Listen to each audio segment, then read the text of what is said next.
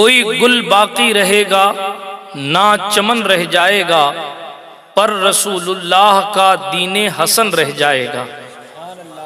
یہ کلام ہے علامہ کفایت اللہ کافی کا، شہید جنگ آزادی کا۔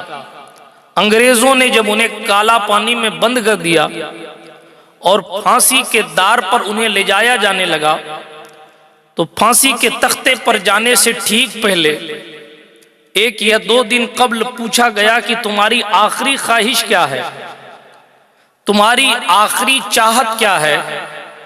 تو اس عاشق صادق نے کہا کہ مجھے کاغذ دے دو، قلم دے دو، اپنے محبوب کی نعت لکھنا چاہتا ہوں۔ اور کہا کہ میں تو جا رہا ہوں، دنیا میں کوئی ایسا باغ نہیں بچے گا جس کا پھول ہمیشہ باقی رہے۔ کلیاں کھلتی ہیں جوان ہونے کے لیے، پھول کھلتے ہیں مرجھانے کے لیے، کوئی گل باقی رہے گا نہ چمن رہ جائے گا، پر رسول اللہ کا دین حسن رہ جائے گا۔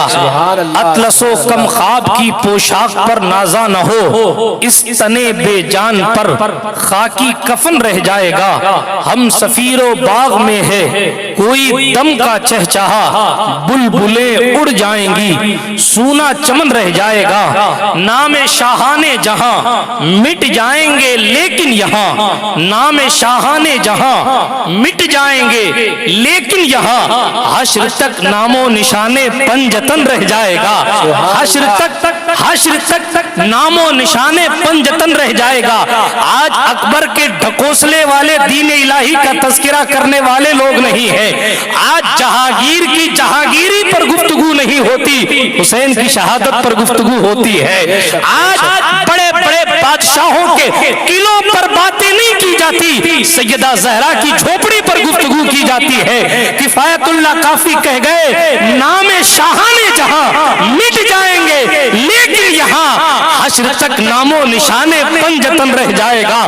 اور جو پڑھے گا صاحب لولاک کے اوپر درود، صاحب لولاک یعنی ہمارے مصطفیٰ، جو پڑھے گا صاحب لولاک کے اوپر درود، آگ سے محفوظ اس کا تن بدن رہ جائے گا، آگ سے محفوظ۔ آپ میری طرف توجہ رکھیں، ہر بندے کی اپنی ڈیوٹی ہے، آپ کی ڈیوٹی مجھے دیکھنا اور مجھے سننا ہے، اس لیے کہ اس وقت سب سے امپورٹنٹ میں ہوں، کیونکہ ان بزرگ سادات کی دعائیں لے کر ان کی خدمت کرنے، مصطفیٰ جان رحمت علیہ السلام کا دین سنانے آپ کے یہاں آیا ہوں۔ شراب عشق سے الحمدللہ دلوں کے جام روشن کر رہے ہیں، محمد مصطفیٰ کا نام لے کر ہم اپنا نام روشن کر رہے ہیں۔ اعلیٰ حضرت نے کہا تھا بے نشانوں کے نشان مٹتے نہیں، مٹتے مٹتے نام ہو ہی جائے گا، لطف ان کا عام ہو ہی جائے گا، شاد ہر ناکام ہو ہی جائے گا۔ اے رضا ہر کام کا ایک وقت ہے، دل کو بھی آرام ہو ہی جائے گا۔ تو میں کفایت اللہ کافی کو پڑھ رہا تھا جس کو خود اعلیٰ حضرت بھی توجہ سے سنا کرتے تھے۔ ایک ایسا بلند پایا شاعر جس کو وقت کا مجدد بھی توجہ سے سنتا ہے، چونکہ عشق ہی ایسا ہے۔ لوگوں کی سانسیں جب اکھڑنے لگتی ہیں تو لوگوں کا دین ایمان چلا جاتا ہے۔ جب لوگوں کا معاملہ جان کا تھا، آپ نے دیکھا نہیں کرونا کال میں بھائی بھائی سے مصافحہ کرنے تیار نہیں، کہیں کرونا ٹرانسفر نہ ہو جائے، یہی تھا نا۔ ان دنوں نے 2020 میں جہاں ہمیں اپنی تنزلی نظر آئی، وہاں ہمیں یہ بھی سمجھ آیا کہ کون اپنا ہے کون صرف سپنا ہے۔ وہاں ہمیں یہ بھی پتہ لگا کہ ہماری کمیاں کیا تھیں اور ہماری اچھائیاں کیا۔ میں مبارکباد دوں گا یہیں ٹھہر کر کہ آپ جس مقدس ہستی کے محفل عرس میں آئے، آپ نے ان کے نام سے ایمبولنس چالو کروا دی۔ مجھے راجکوٹ میں خبر لگی، میرا دل باغ باغ ہو گیا۔ کیوں جناب؟ یہ وہ کمیاں تھی جو ہمیں کرونا کال میں محسوس ہوئی کہ ہم نے شادیوں کے ڈی جے پر لاکھوں خرچ کرنے کے بجائے اگر اپنے اسپتال بنائے ہوتے تو یہ روتے پیٹتے تو نہیں کہ صاحب فلاں اسپتال میں ہماری جانیں لی جا رہی ہیں، فلاں اسپتال میں یہ ہو رہا ہے، فلاں میں ایڈمٹ نہیں کیا جا رہا ہے، فلاں میں وینٹیلیٹر نہیں ہے۔ آپ نے خود اپنی قوم کے نام کی چیریٹی ہاسپٹل کیوں نہیں بنائی؟ آپ نے خود میڈیکل کالج کھڑے کیوں نہیں کیے؟ بہرحال سمجھداروں کے لیے اشارہ کافی کافی ہے. 2020 نے ہمیں بہت کچھ سمجھایا ہے. اب سمجھ آئے تو سبحان اللہ, نہیں سمجھ آئے تو جناب غزہ کی تڑپتی ہوئی لاشوں پر بھی مسلمان ناچتا ہوا نظر آ رہا ہے. فلسطین کی کٹی پھٹی لاشوں پر بھی اگر مسلمانوں کو ہوش نہیں آئے تو پھر انہیں کون سمجھائے گا؟ اب تو مصطفیٰ جان رحمت کی ظاہری زندگی پھر آنے والی نہیں. ہمیں اور آپ کو انہی حالات سے سیکھنا ہے کہ ہم اس جس طرف جا رہے ہیں وہ راستہ مصطفیٰ تک جاتا بھی ہے یا نہیں جاتا. قرآن کہتا ہے وَاتَّبِعْ سَبِيلَ مَنْ أَنَابَ إِلَيَّ, پیروی اس راستے کی جائے جو اللہ تک لے کر جاتی ہے, جو راستہ اللہ تک لے کر جاتا ہے, جو پیروی خدا تک لے کر جاتی ہے. یعنی چلنا ہے تو غوث اعظم کے طریقے پر چلو, چلنا ہے تو حضور غریب نواز کے طریقے پر چلو, اور دنیا کو یہ بتاؤ کہ ہمیں زندگی حضور کے طریقے. کہیں اخبار میں چھپے, نیوز پیپر میں آئے, زمانہ کچھ بھی کہے, دیوانے جان دے دیں گے مگر دامن نہ چھوڑیں گے تمہارا یا رسول اللہ. کرو مد اہل دول رضا, پڑے اس بلا میں میری بلا, میں گدا ہوں اپنے کریم کا, پا رہے نہ نہیں, بات دور چلی جائے گی. مگر میں آپ کو بتا رہا تھا کہ جناب یہ جو دور گزرا, کروڑوں روپے رکھ کے لوگ آنے والی سانس کی, جاتی ہوئی سانس کی واپس آنے کے لیے کروڑوں روپے خرچ کرنے تیار.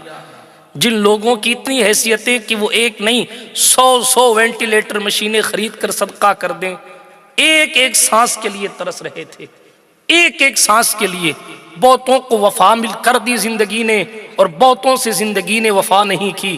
اپنوں کے بھی لاشیں اٹھے, پرایوں کے بھی اٹھے, اور بے تحاشا لاشیں دیکھ کر دنیا نے اس بات کا احساس کر لیا بندہ چاہتا ہے وہ نہیں ہوتا, خدا چاہتا ہے وہ ہوتا ہے. میرے مولا علی سے پوچھا گیا آپ نے رب کو کیسے پہچانا, تو علی نے اس وقت کچھ اور نہیں کہا, فرمایا عرفت ربی بفسق العزائم, کہ میں نے اپنے رب کو ارادوں کے ٹوٹ جانے سے پہچانا. ہم رات کو سوتے ہیں, کل یہ کریں گے, وہ کریں گے, وہ کریں گے, وہ کریں گے, وہ نہیں ہوتا جو ہم رات کو سوچ کے سوتے ہیں, وہ ہوتا ہے جو مولا چاہتا ہے نا. لوگ سائنسدان اپنے آپ کو خدا بس خدا منوانے کے قریب ہی تھے. فرضی بادل, مصنوعی بادل بنا کر اس سے بارش کرانے کی تیاری سائنس کر رہی ہے. چاند پر ریسٹورنٹ بنانے کی باتیں سائنسداں کر رہے ہیں.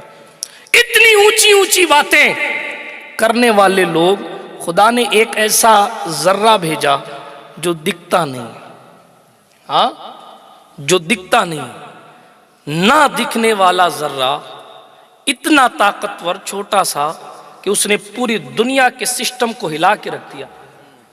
وہ دیش, وہ ملک جو اپنے ڈاکٹری اور میڈیکل پر اتنا ناز کرتے تھے کہ جناب باتیں یہاں تک ہونے لگی تھی کہ بندہ مر جائے اور کچھ سیکنڈ اگر مرے ہوئے ہوا ہو تو پھر ہم اس کو زندہ کرنے کی کوشش کر سکتے ہیں. اتنی اونچی اونچی باتیں کرنے والے لوگ جناب ہاتھوں میں دم توڑ رہے لوگوں کو بچا نہیں سکے, اور دنیا کو ایک خاموش پیغام دیا. میں نے 31 دسمبر کی رات ایک جملہ کہا تھا, آج پھر دہراتا ہوں, قدرت نے بتایا ہم نے دکھنے والا ایک ذرہ بھیجا, تم اس کی تاب نہ لا سکے, تو جب وہ مہدی آئے گا جس کے ساتھ بادل بھی ہوگا, جس کے ساتھ اعلان کرنے والے بھی ہوں گے, جس کا اعلان علل اعلان ہوگا کہ میں مصطفیٰ کا جانشین بن کے اس حیثیت سے آیا ہوں, میں زہرا کا بیٹا ہوں, علی کا وارث ہوں, میں دین حقہ پر ہوں, آؤ میرے ہاتھ پر بیعت ہو جاؤ. جب نہ دکھنے والا ذرہ پوری دنیا کو ہلا سکتا ہے تو پھر دکھنے والا مہدی دنیا کو مسلمان بنا کیوں نہیں سکتا؟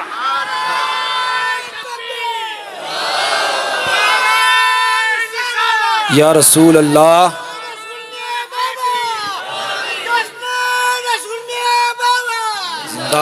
جناب بات دور نہ نکل جائے، میں بڑی تیزی سے اپنے موضوع کی طرف آؤں گا۔ یوں تو میری گفتگو کی، میرے بات کا ہر جملہ ہی میرا موضوع ہے، مگر سوچنے سمجھنے کی بات یہ ہے، عقل مند تو وہ ہوتا ہے جو اپنے ماضی سے کچھ حاصل کرتا ہے، یعنی اپنے گزرے ہوئے دن سے جو ہے وہ نصیحت حاصل کرتا ہے کہ ہم نے کون سا کام چھوڑ دیا تھا، کون سا ہمیں کرنا چاہیے تھا۔ اگر آنے والے دنوں میں بھی جناب پیسے یوں ہی ضائع ہوتے رہے اور اسپتالوں اور ایمبولنسوں کا انتظام ہم نے نہیں کیا، تو پھر میں یہ تو نہیں کہتا کہ دوبارہ کورونا آئے گا، مگر یہ ضرور کہتا ہوں پھر شاید آپ کو ترقی کے اور مواقع نہ دیے جا سکیں۔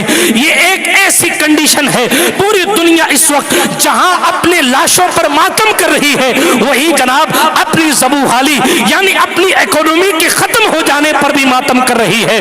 اس دور میں اگر کسی کے جذبات سلامت ہیں تو اس قوم کے جس قوم کا کہنا یہ ہے اللہ یرزق من یشاء بغیر حساب، رزق جناب رب دیتا ہے، جب دیتا ہے تو بے حساب دیتا ہے۔